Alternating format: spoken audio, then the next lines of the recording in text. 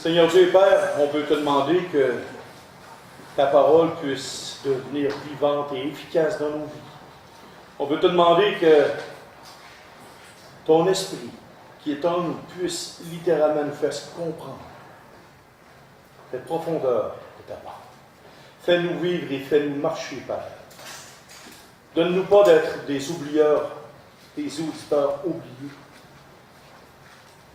qui viennent ici, comprennent un peu, retournent chez eux sans mettre en pratique. Fais-nous vivre, Père, par ta parole. Et c'est au nom de ton Fils, le Seigneur Jésus. Amen. Comme je vous ai dit, le Seigneur m'a mis à cœur d'étudier l'Épître aux Philippiens. Et je me disais, Seigneur, il me semble que c'est spécial parce qu'il n'y a pas comme grand-chose là-dedans, tu sais, qui est de fantastique, ces choses-là. Pensée humaine. Malheureusement, je me suis trompé. Oui. Oui. Mais quelque chose d'extraordinairement pratique dans cette épître. Si ça a été écrit, c'est pas pour rien. Oui. Alors, la façon que nous allons utiliser, nous allons lire la parole de Dieu, nous allons lire les versets et il y aura commentaire biblique. Il y aura explication, verset par verset. Mais aussi, tout le long de cette épître-là aux Philippiens, il y aura application pratique dans nos vies. Et c'est ça. Comme j'ai toujours dit, je le dis souvent. Non, je ne l'ai pas toujours dit. Quand j'avais 2 ans, je ne disais pas ça. Je dis souvent et régulièrement que si la Bible n'est pas vivante et efficace dans nos vies, arrêtons de la lire parce que ça devient juste un autre livre simple comme les autres. Alors, commençons. Et dans ces 3 choses, il y a 3 choses que nous allons travailler dans la prédication, et comme dans toutes les autres prédications, il y aura une partie de connaissance, il y aura une partie qu'on travaillera le cœur, et une autre partie que nous allons travailler quoi? Quels sont les 3 C de l'Église chrétienne? Le caractère. Connaissance, cœur, caractère. Mais en premier, nous travaillons le cœur, le caractère et la connaissance. Sans connaissance, on ne peut pas savoir comment avoir le cœur et le caractère transformés. Si nous avons juste la connaissance, notre cœur, notre caractère ne sera pas travaillé et nous allons être des boules enflées d'orgueil. Nous voulons rester très humbles en connaissant beaucoup pour pouvoir marcher humblement avec Christ, comme Christ et en Christ. Commençons. Philippiens, chapitre 1, verset 1. Paul et Timothée, serviteurs de Jésus-Christ, à tous les saints en Jésus-Christ qui sont à Philippe, aux évêques et aux diacres, que la grâce et la paix vous soient données de la part de Dieu, notre Père et du Seigneur Jésus-Christ. Première des choses, j'ai déjà entendu dire par certains pasteurs, je vais taire l'endroit où je l'ai entendu, qu'ils disaient que certains textes bibliques n'étaient pas pour les pasteurs. J'ai déjà entendu ça. Ça fait spécial d'entendre ça. Ce texte-là n'est pas pour moi. Ce texte-là est pour les disciples, les fidèles, les laïcs, les gens de l'Assemblée, mais pas pour moi. Ou une classe à part d'anciens. Malheureusement, ici, le texte dit clairement, Paul et Timothée sont des hommes qui ont été pris pour faire un travail à l'église de Philippe. Et l'église n'est pas le bâtiment, mais ce sont des pierres vivantes, l'église. Des gens, des femmes, des enfants qui ont accepté Christ comme sauveur, nés de nouveau, graciés par Christ, sauvés, lavés dans le sang de Christ. Cette épître-là s'adresse à ces personnes-là. Et ces gens-là ont été pris par les Timothée de la part de Jésus-Christ, pour travailler dans cette église-là. Et ils écrivent cette épître-là aux évêques et aux diacres. En particulier, il y a tous les saints. Quelle est la différence entre Paul, Timothée, les anciens, les évêques, et les diacres, et tous les saints? Vous êtes sûr? Oui. Exactement ça. Et il n'y a pas de différence de classe. Est-ce que les pasteurs doivent être mis sur un piédestal? Les anciens mis sur un piédestal? Jamais. Ils devaient être respectés, aimés, choyés. Mais les autres croyants, c'est pas la même chose? Oui. Le pasteur dans une église est au même pied d'égalité que ses frères et sœurs. Il est une personne que Dieu utilise publiquement. Mais aux yeux de Dieu, on est tous égaux. Nous sommes tous égaux. Quelle est la différence? C'est le rôle. Les évêques, ce sont les anciens. Paul, ici, est un missionnaire, un implanteur d'église. Timothée, ici, était là comme, quand on regarde Timothée, était comme un pasteur, un berger, un guide spirituel, une personne qui va trancher. Lisez 1 et 2 Timothée, où vous verrez que Paul donne des instructions à Timothée, et il lui dit, comme dans toutes les églises de Dieu, j'enseigne pareil. OK? Philippiens 4,16. Dans toutes les églises de Dieu, il enseignait pareil. Ce sont des gens qui sont là pour maintenir une ordre, enseigner, travailler. Les évêques, ce sont des anciens. 1 Timothée chapitre 3. Les qualifications. Il y a les mots « il faut ». Si les anciens manquent d'une chose en particulier, ils ne peuvent plus être anciens. Ils sont disqualifiés parce qu'ils n'ont pas. Donc 1 Timothée chapitre 3, versets 1 à 7. Ils sont des hommes qui sont là pour le bien du troupeau. Et il y a d'autres endroits aussi qui parlent des anciens. Qu'est-ce que c'est un diacre ou une diaconesse? On l'a dans 1 Corinthiens 16, Phoébé qui est une diaconesse. Cette femme, comme d'autres frères, comme dans Actes chapitre 6, les diacres étaient nommés par les gens de l'Assemblée.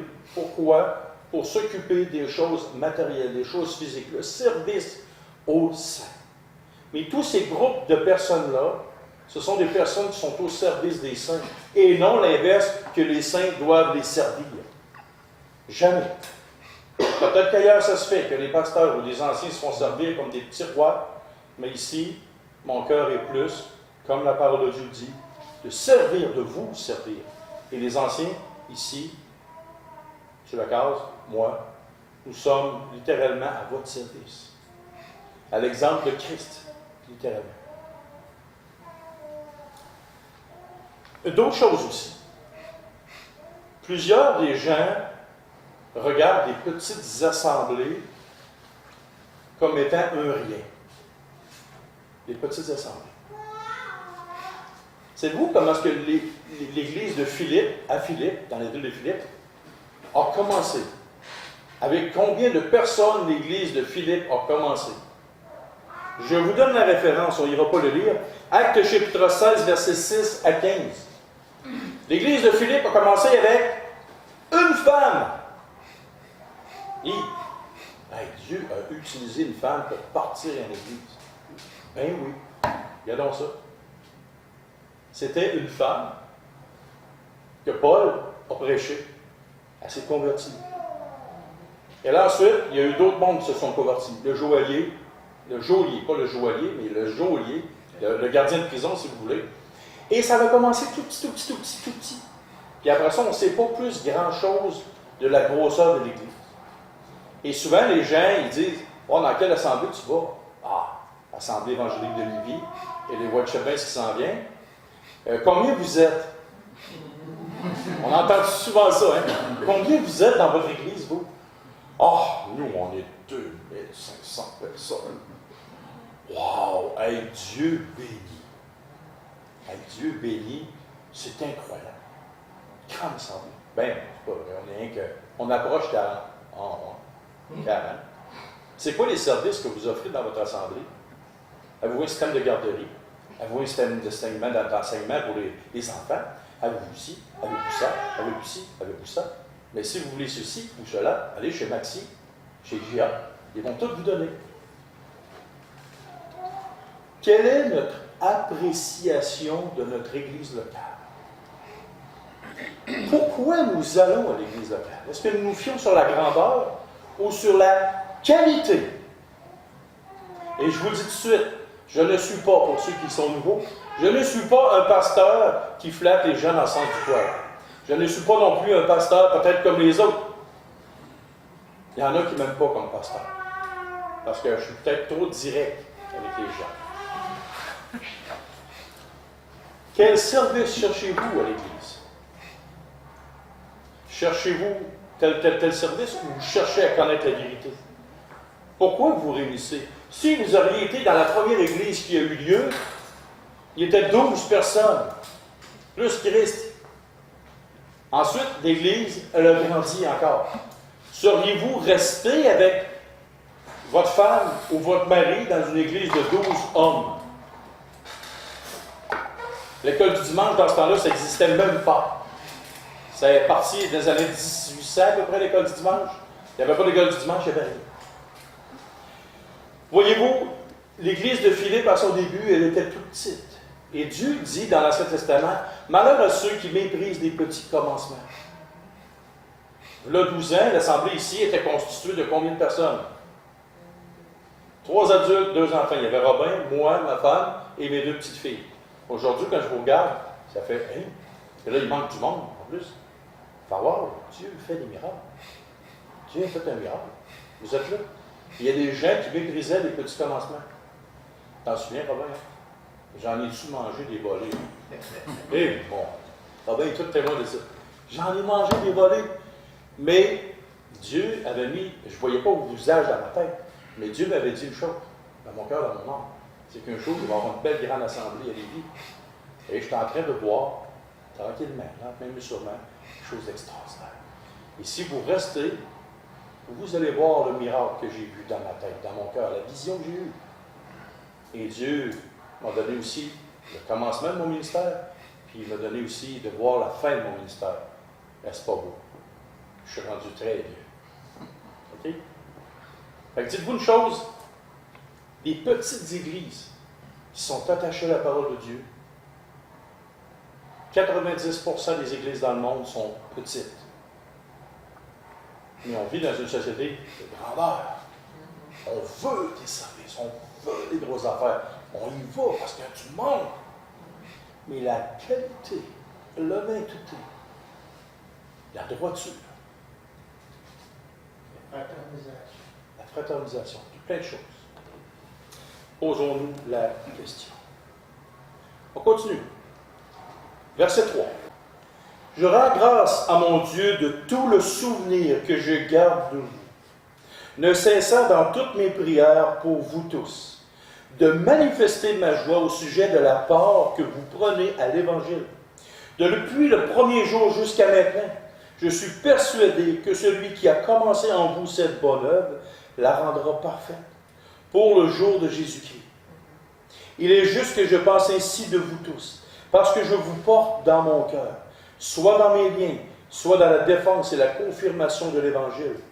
Vous qui tous participez à la même grâce que moi, car Dieu m'est témoin que je vous chéris tous avec la tendresse de Jésus-Christ.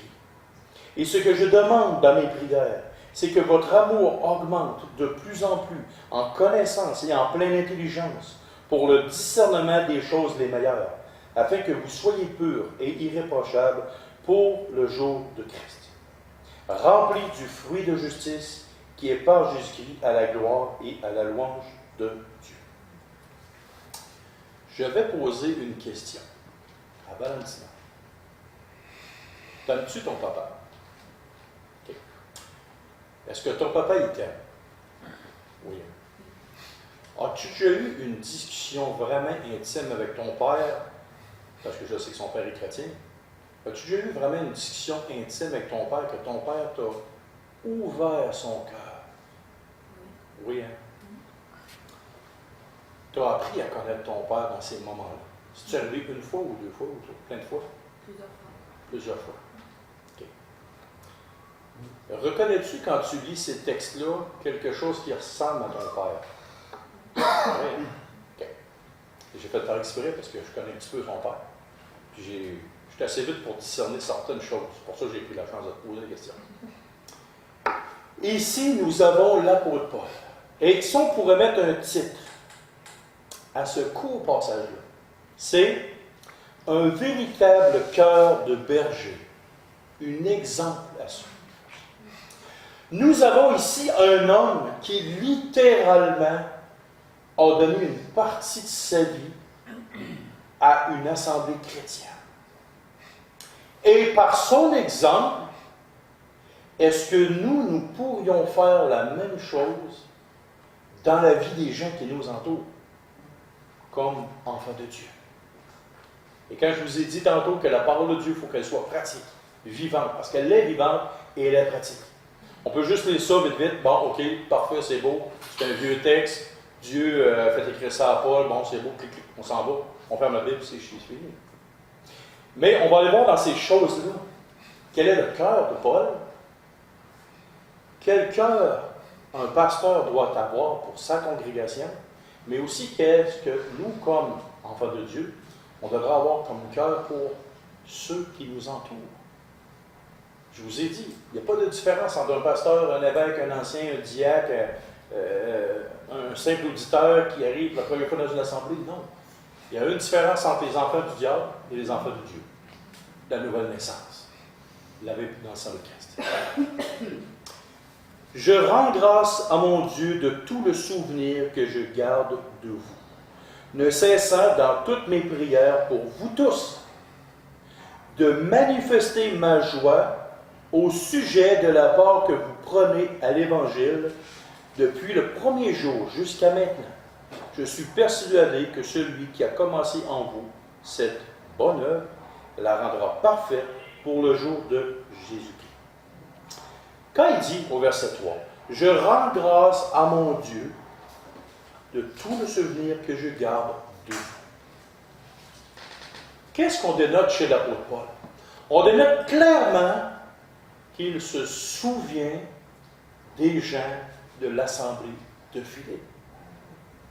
Et quand il prend le terme « je rends grâce », il a un profond remerciement. Et pourquoi il remercie?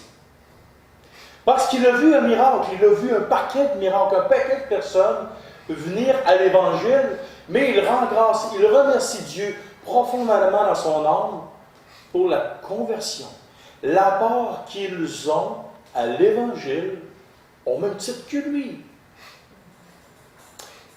Question à se poser. Quand est-ce que nous avons remercié Dieu profondément pour nos frères et nos sœurs dans l'assemblée dans laquelle on va, qu'elles soient petites de même ou grosses de même, remercier Dieu parce qu'ils ont les mêmes privilèges que vous avez. Et là, je vous dis que ce bout de texte-là, ce n'est pas un bout de texte égoïste. L'égoïsme ne fait pas partie de ce texte-là.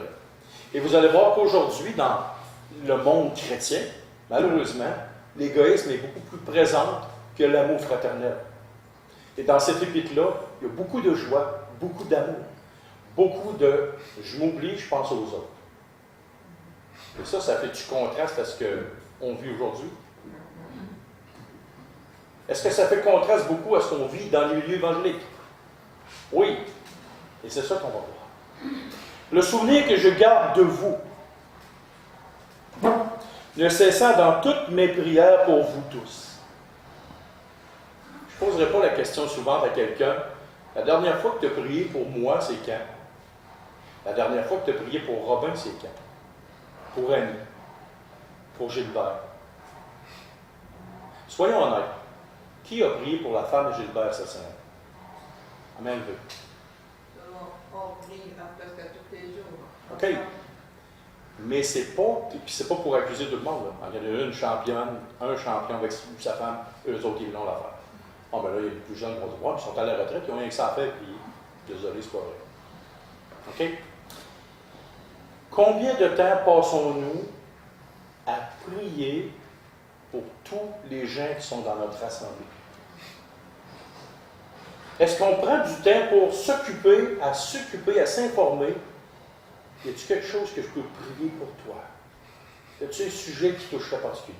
As-tu besoin de parler? As-tu besoin de t'exprimer? J'ai reçu une couple d'emails d'Annie, puis en haut dans la tête, ça me disait. Désolée. Non, elle me disait, à mon pasteur très occupé. Oui, Annie, tu as raison, je suis très occupé. Ben, c'est vrai, elle a raison. Je suis très occupé. Mais je suis occupé à quoi? Et ça, c'est pas pour te lancer une chose, une affaire, là. Mais oui, je suis très occupé. Mais je suis occupé à quoi? Ah, il y en a qui disent, ah, avec ses abeilles. Ah, avec son jardin. Mais je suis occupé à quoi? L'apôtre Paul, ici, le premier cœur qu'il avait, c'était qu'il priait pour tous les gens de Philippe. Il y avait une attention particulière. Mais comment tu veux prier pour tous les personnes dans ton assemblée si tu n'es pas au courant de ce qui se passe d'important pour eux? Et je vous l'ai dit, l'épître aux Philippiens, ce n'est pas un épître d'égoïsme. C'est un épître de sacrifice, c'est un épître de je m'arrête, je prends du temps pour les gens. Lâchez vos cellulaires, s'il vous plaît. Mettez ça de côté. Le temps que vous prenez pour le cellulaire, appelez la personne. Informez-vous. Prenez du temps. Qu'est-ce qui se passe?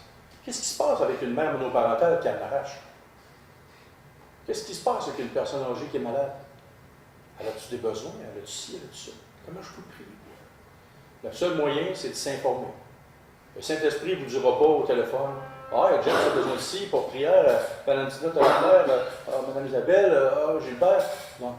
Il faut que vous allez vers les gens.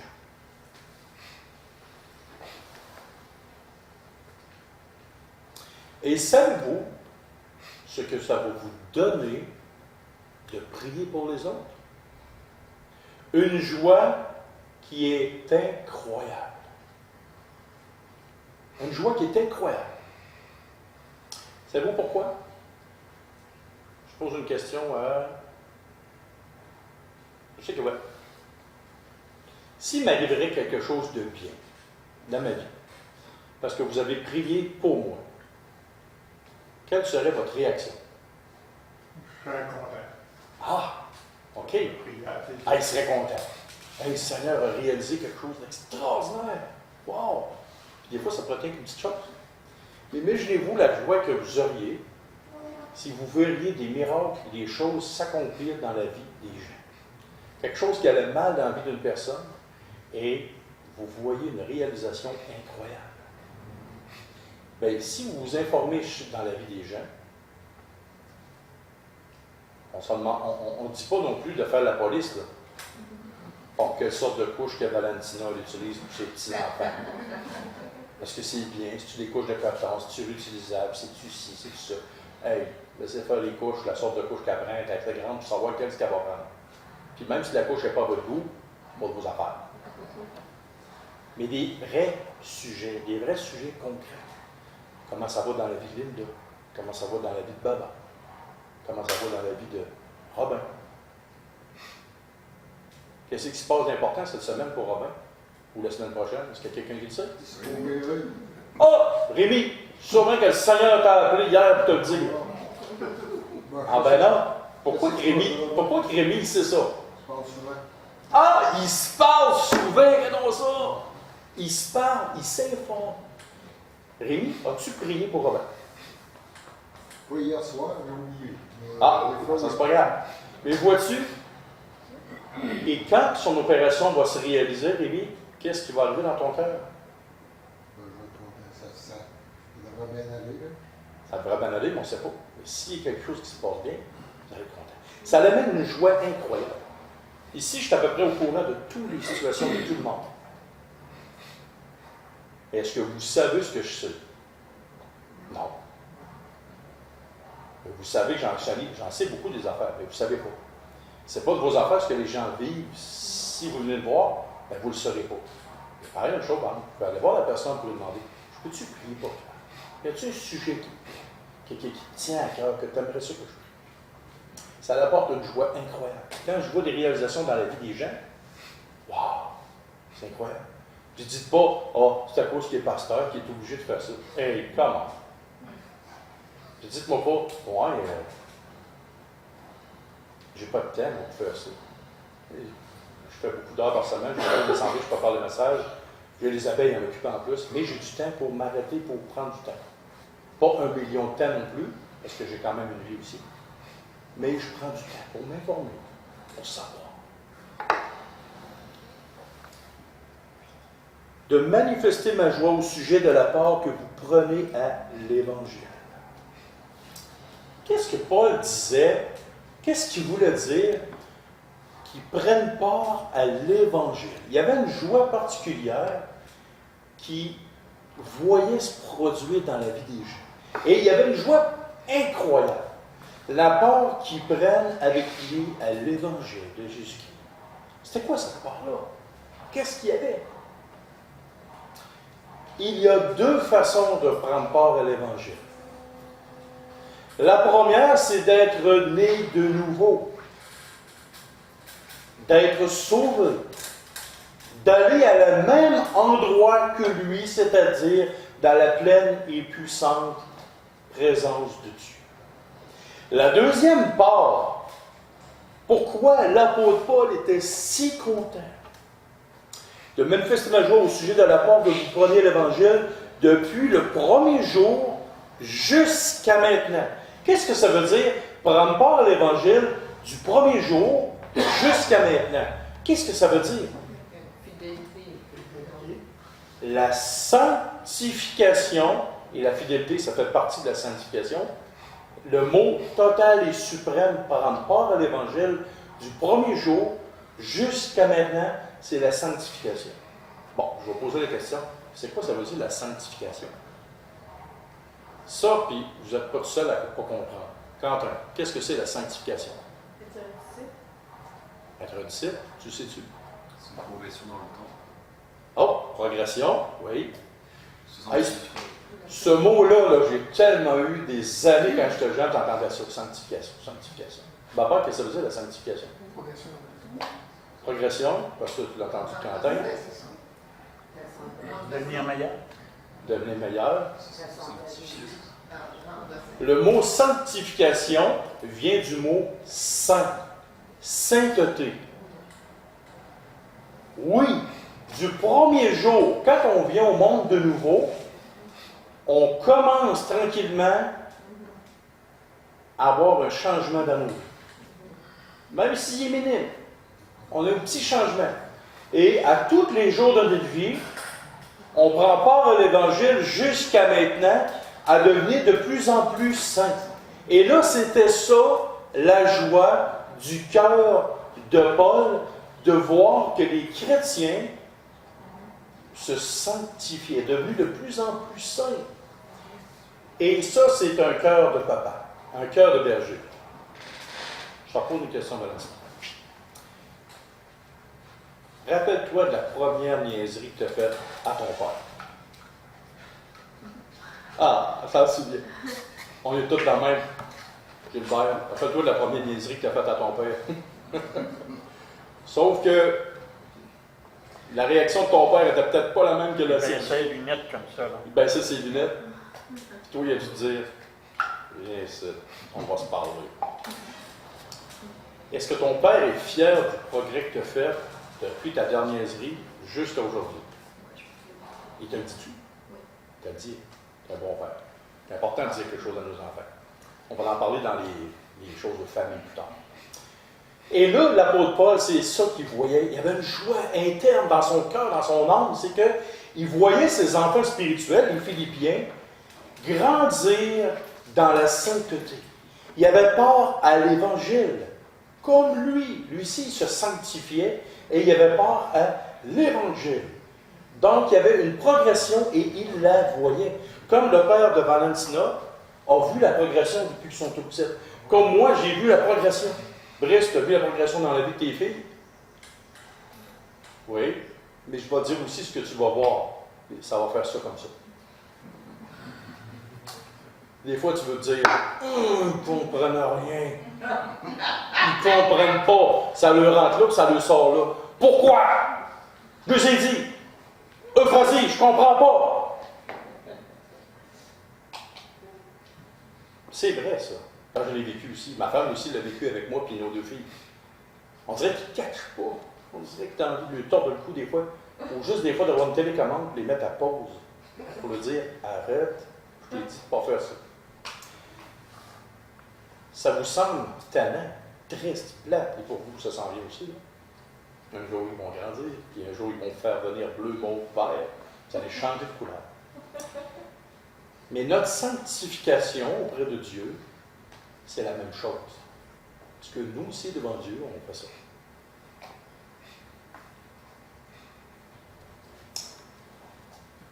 Combien de fois, nous, comme chrétiens, en grandissant dans la vie chrétienne, on regarde d'autres chrétiens et on se dit, pour qui ils ne comprennent pas? Pourquoi ils ne comprennent pas? Pourquoi ils ne cachent pas? Ils ont eu des enseignements là-dessus. Ils se plantent. Ils sont comme ça dans leur vie chrétienne. Dieu ne nous demande pas de regarder au manquement des frères et sœurs. Dieu nous demande d'avoir de la joie dans nos cœurs pour les petits progrès qui se passent dans la vie de nos frères et sœurs. Dieu ne nous demande pas de regarder ce qui marche mal dans la vie de Mme Isabelle, dans la vie de Robin, dans la vie de James. Dieu nous demande d'avoir une joie. Pensez-vous que les Philippiens étaient parfaits, puis c'était toujours en constante amélioration? L'église de Corinthe, hein, ça, c'était une super de belle église. C'était-tu une belle assemblée évangélique, hein? Un modèle d'église comme église? Est-ce que Paul est foutu le camp? Est-ce que Paul est parti? Non, il restait là. Mais l'apôtre Paul, plusieurs fois dans l'Épître aux Corinthiens, il a utilisé le mot joie. Ah! Donc, Dieu ne nous demande pas de regarder ce qui va mal dans la vie d'un frère ou d'une sœur. Dieu nous demande de regarder ce qui va bien. Et est-ce que Dieu nous demande de faire la sourde oreille, de fermer les yeux si ce qui va mal? Non. Dieu nous dit de prier quand ça va mal. Mais d'avoir une joie extrême pour les petites réussites dans la vie de chaque personne et de prier pour tout. Est-ce que vous pensez que votre pasteur est un saint homme à toute épreuve et qu'il est un homme? Wow! Si vous pensez ça, je vous invite à aller parler avec ma femme. Je vous invite à parler avec ma femme et vous verrez si je suis un wow! Il n'est pas loin. Je suis pas loin. Il n'est pas loin. Vous irez voir ma femme. Vous irez voir ma femme. Voyez-vous, c'est pas à cause que j'ai un ministère public que je suis mieux que tous les hommes. J'ai des manquements. Mais j'essaie de plus en plus d'être un modèle. J'essaie de plus en plus de vivre dans la sainteté. J'essaie de plus en plus de. Et j'essaie surtout de plus en plus de ne pas vous pointer. Et j'essaie de plus en plus de prier, de garder ma langue dans ma bouche, puis de couper les mauvaises pensées. Ah, ça, par exemple, je fais ça. C'est ça que je fais, évidemment. Oui, mais tu nous aides aussi à comprendre beaucoup de choses. Oui, ben, c'est le rôle que Dieu m'a donné à jouer. Mais en même temps, si je dis faites ceci, faites cela, je vous encourage à faire ceci, il y a 3 doigts qui me pointent. Si je vous dis, Mme Isabelle, telle affaire, James par 3 fois et 3 doigts qui me pointent. Donc, en premier, moi, il faut que je sois soumis à ça pour vous encourager à être soumis à ça. Soumise. Soumis-moi, soumis-vous. On continue. Je suis persuadé que celui qui a commencé en vous cette bonne œuvre la rendra parfaite pour le jour de Christ. Le jour de Christ, et je ne m'étalerai pas sur la doctrine, parce qu'il y en a qui vont dire que le jour de Christ, c'est après la grande tribulation, quand Christ descend. Mais le jour de Christ qui est parlé ici, et ensuite, ceux qui voudront avoir plus d'informations, je pourrais vous le donner. Le jour de Christ, c'est le jour où le Seigneur vient nous chercher. OK? Avant la grande tribulation, Christ vient chercher son Église. Nous sommes à la rencontre de Christ dans les airs. Corps, âme et esprit, les morts en Christ ressuscitent. Ce jour de Christ-là, c'est celui-là. Et là, il dit, je suis persuadé que celui qui a commencé en vous cette bonne œuvre la rendra parfaite pour le jour de Christ. Qui est en nous? Celui qui a commencé en vous cette bonne œuvre la rendra parfaite. Il y a le Saint-Esprit en nous, mais celui qui a commencé cette bonne œuvre, c'est Dieu, le Saint-Esprit, et Christ aussi. Christ est en nous. Le Saint-Esprit est en nous. Dieu aussi est en nous. La Trinité complète est en nous. Et là, ils ont commencé une œuvre, et l'apôtre Paul, par inspiration divine du Saint-Esprit qui a écrit ça, dit, je suis convaincu que celui qui a commencé cette bonne œuvre, cette œuvre de sanctification, va la terminer, va l'achever. Et là, je vais vous poser une question. Qui a hâte d'être complètement saint, parfait, irréprochable? Parce qu'on va être avec Dieu. OK, je répète ma question. Qui a le désir, qui a hâte, qui supplie Dieu de plus en plus d'être saint, irréprochable et sans défaut? Qui a envie d'être saint? Bon, il est tout. Bon, ben, levez toute votre main. Si nous avons le désir,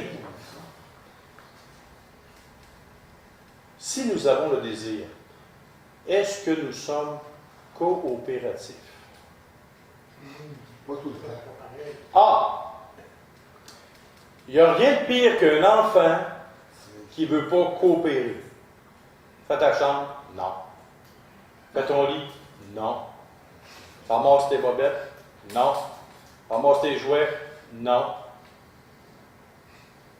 Rentre à ta l'heure pour les plus vieux? Non. Qui aime les enfants qui ne sont pas coopératifs? On les aime quand même. Ah, t'es aimes? Oh oui, c'est sûr, t'es aimes. Et qui aime un enfant coopératif? Un enfant obéissant? C'est tout le monde. Moi, j'aime bien gros ça, un enfant obéissant. Est-ce que nous sommes enfants de Dieu? Bon, OK. C'est quoi ma prochaine question? J'aime beaucoup, dans la réflexion avec les gens, amener des gens dans un entonnoir. Puis rendu au bout de l'entonnoir, t'es coincé dans le boulot. OK, la prochaine question. Est-ce que nous sommes coopératifs avec Dieu? Pas tout le temps. Comment devenir coopératif avec Dieu? Parce que là, Dieu est en train de travailler, il est en train de faire un job, un travail en nous. Et il va la rendre parfaite. Mais là, il y a quelque chose dans la Bible qui est écrit.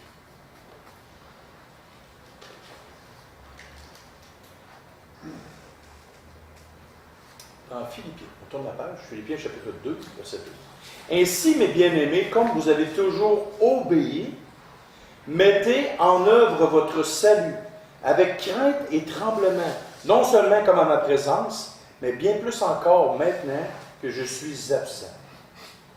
Car c'est Dieu qui produit en vous le vouloir et le faire selon son bon plaisir. Faites toutes choses sans murmure ni hésitation, afin que vous soyez irréprochables et purs, des enfants de Dieu irréprochables au milieu d'une génération perverse et corrompue, parmi lesquels vous brillez comme des flambeaux dans le monde, portant la parole de la vie, et je pourrai me glorifier au jour de Christ. Ah, encore le jour de Christ. De n'avoir pas couru en vain ni travaillé en vain. Voyez-vous, la sainteté, Dieu produit en nous le vouloir et le faire. J'ai le goût de tondre mon gazon chez nous. Qu'est-ce que je dois faire? Ah, j'ai le vouloir, j'ai le goût, j'ai le désir de tondre mon gazon. Qu'est-ce que je dois faire? Quentin, qu'est-ce que je dois faire? Faire maintenant. Hein? Le faire au moment où on y pense. Moi-même, si je pense, Linda a dit achète-toi une tondeuse. Ça serait déjà un bon départ. Robin, qu'est-ce que tu vas me dire après ça? J'ai décidé de prendre la tondeuse et de le faire. Décider de prendre la tondeuse, de le faire, puis de le faire, puis d'aller m'acheter du gaz. C'est un bon prérequis. Il y a un agissement. Dieu crée en nous le vouloir et le faire pour que tu sois pur, irréprochable. Il a commencé l'œuvre en toi. Hey, l'apôtre Paul, il dit hey, je suis fier, je suis dans la joie. Tu prends part à l'Évangile, la même chose que moi. Mais il dit mets en œuvre ton salut. J'enlève ma bague de mariage ici. Avec cette alliance-là et mon papier de mariage, est-ce que ça prouve que je suis marié? Ça prouve que je suis marié. Est-ce que ça prouve que je suis un bon mari? Non. Est-ce que ça prouve ça que je vais réussir absolument mon mariage? Pourtant, je veux réussir mon mariage. Je veux absolument que ma femme soit heureuse. J'ai le désir que mes enfants voient un homme et une femme qui s'embrassent, qui se chatouillent, qui prennent soin de l'un et de l'autre, qui aient du plaisir ensemble, qui soient amoureux fous, même après 27 ans de mariage. 27 ans ensemble, 24 ans de mariage. J'ai l'intention que mes enfants vont. J'ai le vouloir. Dieu place ça dans nous. Mais qu'est-ce que je devrais faire pour réussir mon mariage? Qu'est-ce que je devrais faire pour que ma femme soit heureuse? Qu'est-ce que je devrais faire pour qu'elle me rende heureuse comme époux? Voyez-vous, tu peux avoir le vouloir, le faire, mais si tu ne fais rien, tu récoltes toujours ce que tu sèmes. Donc, la sainteté, si on revient, tu prends part. Oui, Christ, oui, Dieu va littéralement finir la job qui avait commencé. Quand tu vas arriver dans la présence de Dieu, tu vas être saint, irréprochable à 100%. Mais pendant que tu es sur la terre, tu as l'importance, tu as un travail à faire, c'est d'être quoi? Coopératif. Vous demandez à vos enfants, je demande à mes enfants d'être coopératifs. Pourquoi Dieu ne pourrait pas me demander la même chose si moi je suis son enfant? Ça tient pour la route.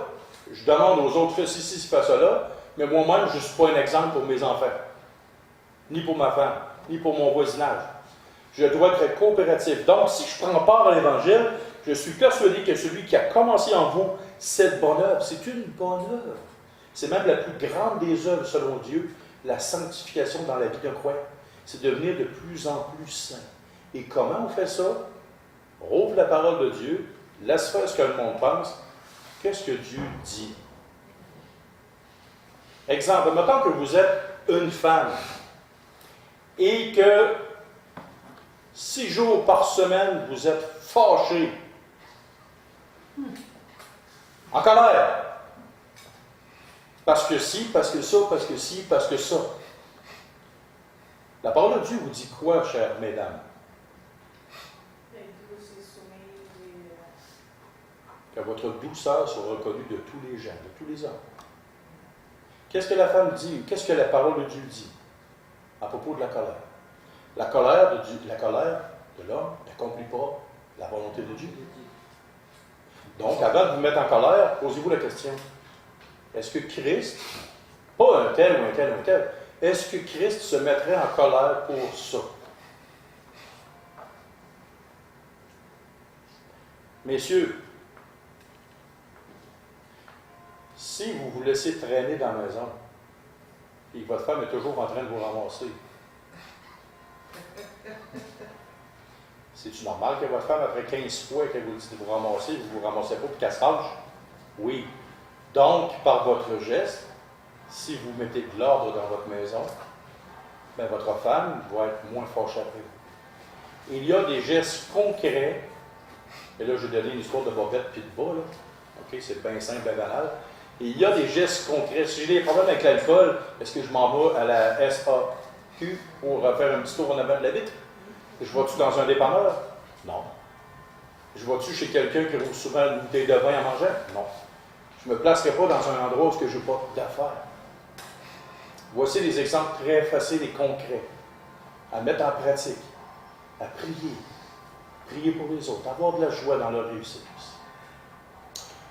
Fait qu'on va s'arrêter ici et détrompez-moi, dites-moi-le si vous voyez que c'est pour pratico-pratique. On va rectifier le titre. Mais il faut absolument que cette épître-là soit du concret, du pratique dans nos vies, dans tous les domaines de nos vies. On va prier. Seigneur Dieu et Père, merci pour ta bonne parole. Merci pour cet enseignement qui vient de toi. Merci pour cette parole qui est vivante dans nos vies, dans nos cœurs. Donne-nous d'être transformés. Donne-nous de reconnaître nos erreurs de parcours. de nous de viser cette sanctification, cette sainteté, devenir de plus en plus saints. Et rappelle à nos cœurs, nos âges, à nos cœurs, nos âmes, qu'il n'y a pas d'âge pour la sainteté. Donne-nous d'être travaillés par ton esprit, Seigneur Dieu. Devenir des hommes et des femmes qui sont des flambeaux, des témoignages vivants, qui démontrent la splendeur de ton évangile. Et c'est ton nom de ton Fils Jésus. Amen. Amen.